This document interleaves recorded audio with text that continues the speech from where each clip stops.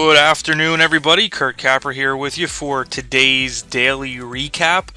Hope everybody had a great day, St. Patrick's Day, and maybe the luck was on your side. If not, there's always Monday, so don't be too upset.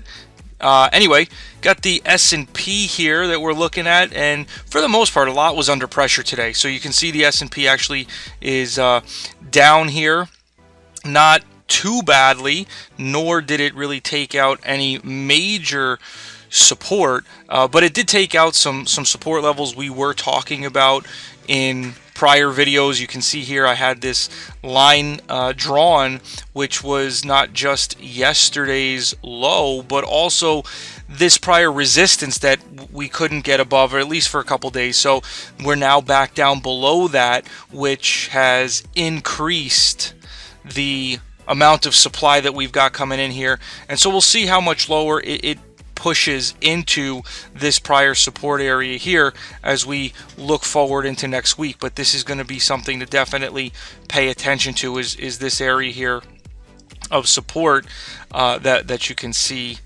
now being drawn. So we'll keep an eye on that.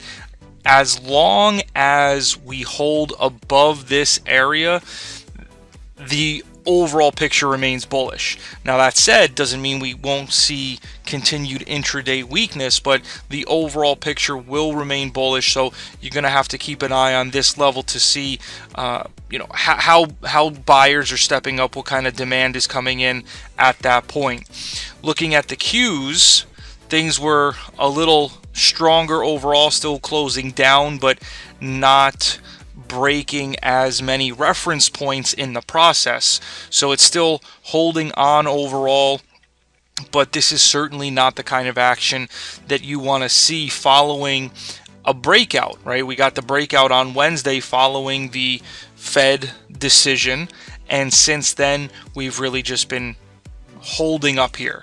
All right, so again, like I said, not really the kind of action you want to see. So if it doesn't get going in the early part of next week, then I think there's going to be even more concern that starts to creep into the minds of traders, and this will then begin to pull in more significantly. So we'll have to see how that plays out. But we have had or seen some clues about what may be coming here, and what I mean by that is, if we look at the financials, they broke under support and closed below, so that's definitely a ding to the armor. Things have definitely weakened in that regard, so the financials weakening is part of the process.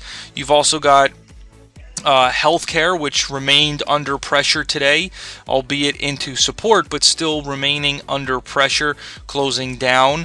And then you've also got IBB, which gapped down and was able to recover a little bit, so it didn't add to the losses based on where we opened, but it still closed weak. So we're starting to see a lot of these trends weakening or breaking. I mean, looking at this IBB, you can see it actually did break under this support level. So effectively what's happening here is the creation of a double top.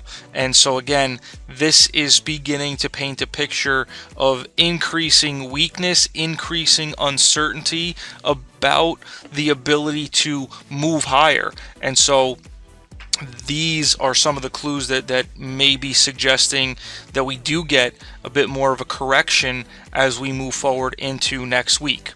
Right?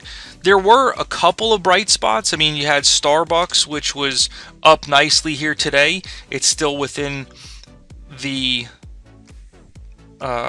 still within a downtrend overall, but still having a really nice day, closing up around 2% today. So there was strength there. And then Adobe, which had earnings yesterday after the close, came out strong and didn't close at the highs, but still closed up right around 4% on the day. So really nice to see that as something that woke up a bit. But otherwise, it was a pretty quiet day. I mean, you had Apple, which really didn't do much. Facebook, again, not doing much either.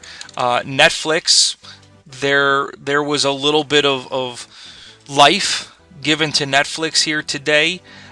After pulling back yesterday, it held in around support and was able to push up. But, again, overall, nothing too drastic going on across the board. Tesla was also pretty quiet. Snap remains below $20 and saw additional weakness here today. So, as I said, overall today was a fairly weak day. Oil started to resume some of the selling again now that it's recovered a little bit, so we'll see if that picks up some more momentum next week. But as I said, I think the theme here overall is that the armor may be starting to show signs of weakness, and that could spill into next week. So it'll be very important to see those support levels hold early in the week if they're tested.